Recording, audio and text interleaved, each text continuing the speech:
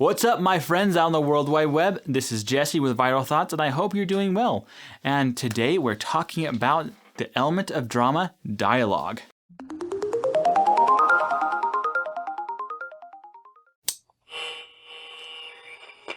Dialogue is the words spoken in a story. They could be funny, sad, angry, happy, but it's the words spoken. Today, I have 8 guidelines for dialogue, and at the end, as a bonus, I have cliches that you should avoid saying in movies and stories, just to avoid all the cliches. Starting with the guidelines. Dialogue must advance the story, or the dialogue should at very least advance your understanding of the characters. When you're speaking and when the characters are talking to each other, it should move the story along. It should help you understand what's going on or what's going to happen and what the stakes are and yada, yada, yada. It can be that the story needs more character development, so that's where you get banter. A lot of, like, you might think is useless banter, but a lot of those times, those bantering sessions are characters getting to know each other and you getting to know the characters. But remember, the dialogue's purpose is to advance the story. If the dialogue is not advancing the story, then it probably should be removed. Next, dialogue should be subtle. Characters don't say exactly what's on their minds and what their deepest, darkest secrets are all the time, at least up front. And they don't always say what exactly they're feeling because, honestly, the characters probably themselves don't know exactly how they're feeling, so they're still trying to work things out. So things like, "Julia, I love you," doesn't come until later in the story. This is where you get hints of it along the story. If somebody loves somebody, they don't say it in the first act, typically. I mean, they can, but then the story has to go somewhere from there. So keep that in mind. The characters often don't say exactly what's going on in their heads. Next is to keep in mind that there's a difference between real dialogue and good dialogue. Word for word dialogue does not work. Rather, you should probably use distilled dialogue. Skip the boring parts. For instance, if you're calling somebody. "Oh, hi." Yep. Okay, bye. That's an example of a good one. Here's an example of a poor one that's not very entertaining. "Oh, hi, Mom. How's it going? Oh, that's too bad. I'm sorry to hear that. So I had a question. Oh, hold on one second.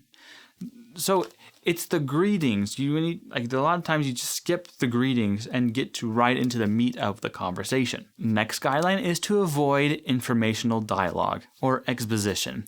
Exposition should only be used if one character doesn't know what's going on, or if the reader or the audience needs to know what's going on or be told what's going on.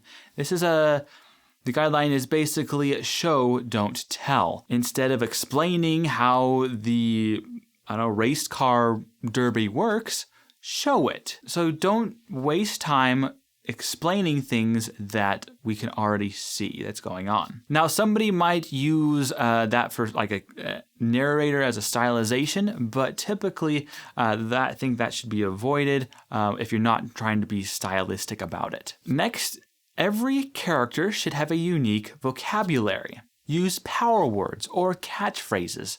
I mean, you have "Holy cow, Batman," or "Holy strawberries, Batman." Holy traffic jams! You get the idea. So you need to emphasize that these characters have distinct wording, distinct vocabulary. One of my good friends used to use the word phenomenal, and I associate that word phenomenal with my friend. So he had a catchphrase of phenomenal. And nobody I know uses the word phenomenal. It's kind of unique to him. So that should translate to characters as well. Also, to keep in mind that characters should have unique sentence structure. I mean, look at Yoda. He says things completely backwards. "No, try not. Do. Or do not. There is no try." And other characters have long sentences. Other characters have short sentences. So keep that in mind when analyzing or writing characters. And finally is repetition. It wouldn't be a catchphrase if Robin only said, "Holy plunger, Batman," once. I mean, look at, like, he has to say it repeatedly, and you have to keep that consistent as the character goes forward. All right, now on to the cliches. I have a list of 35 cliche phrases that you should not use unless you're going to play off of them in a funny kind of way that you kind of poke fun at them. So, here they are. We've got company! Don't die on me! Don't die on me! She's right behind me, isn't she? We could do this the easy way or the hard way. You just don't get it, do you? You look like crap. Danger, or some other word, is my middle name. That's none of your business. If you touch one hair on their head, there's a storm coming. Yeah! You better run! Is that all you got? It's gonna blow! If I'm not back in 5 minutes, get out of there! I could tell you, but I'd have to kill you. It's not what it looks like. You know, we're not so different, you and I. Now sit down and shut up. Don't do anything stupid. I wouldn't do that if I were you. Try me. I was born ready. Cover me, I'm going in. How hard can it be? Did I just say that out loud? I've got a bad feeling about this. Let's get out of here. Okay, here's what we do. Awkward. In English, please? Shut up and kiss me. Oh, I'm getting too old for this. Yeah, now that's what I'm talking about. What now? It's quiet. Too quiet. And those are the cliches. Now, thank you so much for watching it. And remember, it's not what you watch, but how you watch it that makes you a scholar.